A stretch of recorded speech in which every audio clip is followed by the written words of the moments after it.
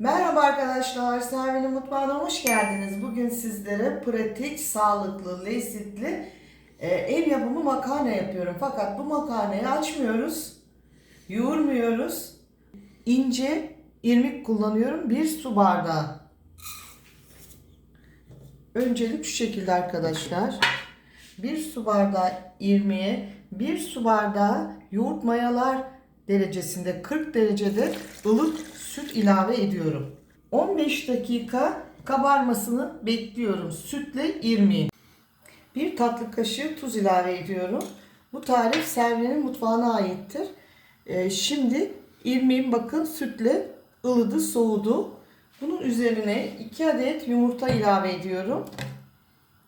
Ve blender yapıyorum. İrmiğimle yumurtam kar haline gelene kadar çırpıyorum.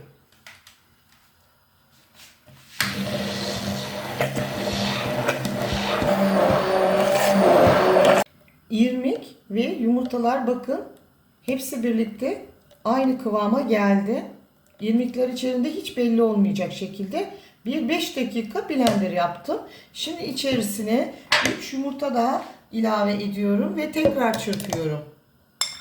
Daha sonra ununu ilave edeceğim. Bakın içerisine hiç su koymuyoruz. Su yok.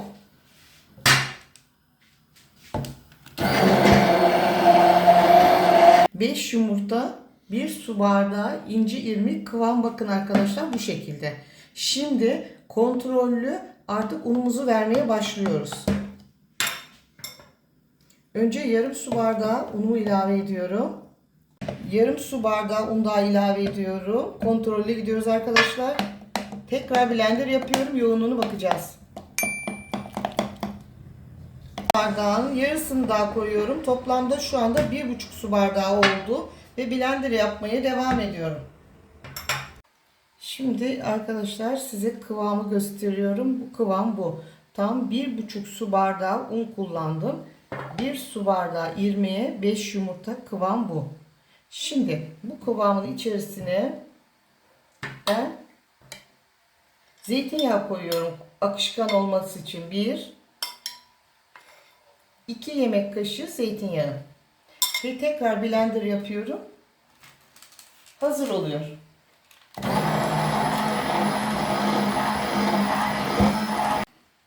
Şimdi çektim. Son hali bu şekilde akışkan bir erişte hamurumuz oldu.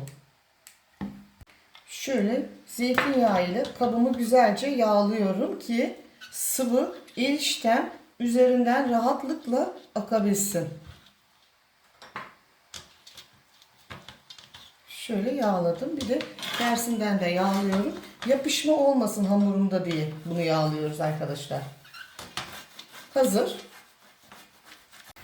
Kaynayan suyuma 1 tatlı kaşığı tuz ilave ediyorum. 1 yemek kaşığı da zeytinyağı ilave ediyorum. Ve birlikte kaynamalarını bekliyorum.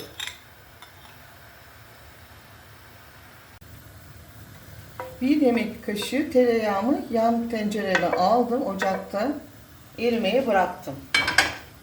Haşladığım makarnaları içerisine bırakacağım. Bu erirken suyum çok güzel kaynadı. Tuz ve zeytinyağıyla. Daha sonra şu tepsimi kaynayan suyun üzerine bırakıyorum.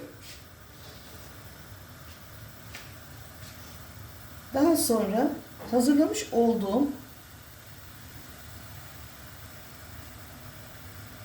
erişte hamurumun üzerine döküyorum bu şekilde.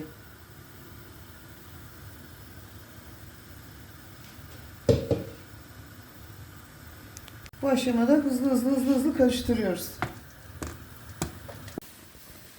Bakar mısınız arkadaşlar? Top şeklinde.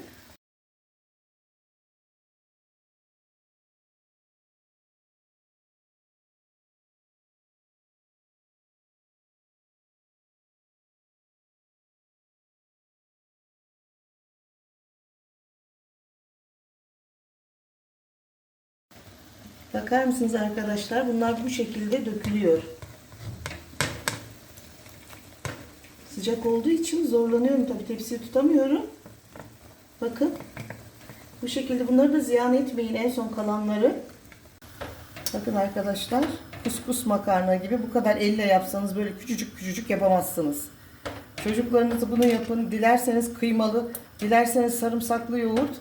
Şimdi ben bunları görünmesi için saf tereyağında çevireceğim. O şekilde sunacağım sizlere. Ama daha sonra ben bunun çeşitlerini sizlere paylaşacağım. Bakın arkadaşlar ne kadar güzel küçücük küçücük kuskus gibi makarnamız oldu. Bu kıymalı arkadaşlar çok güzel oluyor. Üzerine bir de sarımsaklı yoğurt.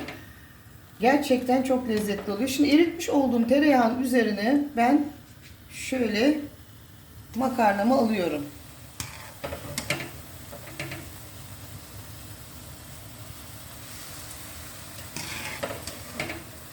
Bu tarif Selvi'nin mutfağına aittir arkadaşlar. Ben bunun değişik versiyonlarını da yapıyorum. Sizlere onu da göstereceğim. Hazır makarna pek kullanmıyoruz biz.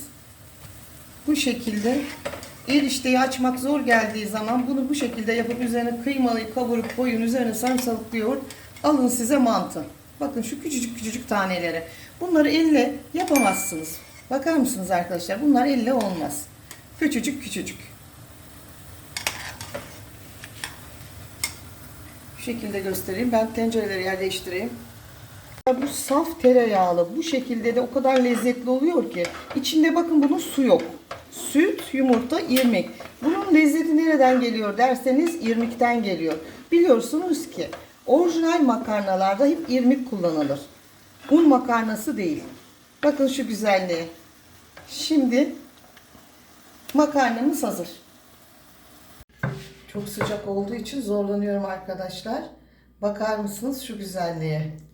Bakın tane tane. Lezzetini tatmanızı isterdim. Selvi'nin mutfağına ait olan bu tarifimi sizlere öneriyorum. Gerçekten arkadaşlar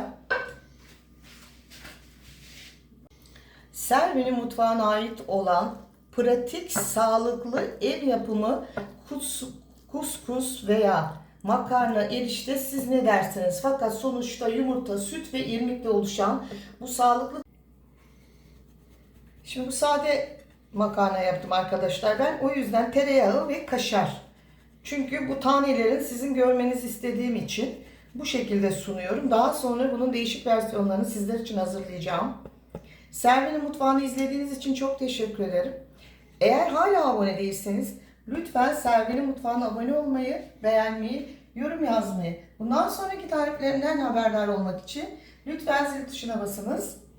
Selvi'nin mutfağına ait olan bu sağlıklı ürünü sizlere öneriyorum. Hoşça kalın, sağlıkla kalın, mutlu kalın. Bakar mısınız arkadaşlar şu güzelliğe? Şunu size göstermek istiyorum. Şimdi siz elle bu şekli veremezsiniz. Bakın. Bu şekli görüyor musunuz arkadaşlar? Böyle tane tane. Hem sağlıklı hem lezzetli. Bu güzel. Şöyle sizin için alıyorum. Biraz da karıştırıyorum. Kaşarı erisin diye bakın. Böyle sıcakken kaşarını koyarsanız erir. Şu muhteşem lezzeti sizler için tadıyorum. Olamaz böyle lezzet. Şahane. Herkese bu pratik ev yapımı makarnayı öneriyorum. Hoşça kalın.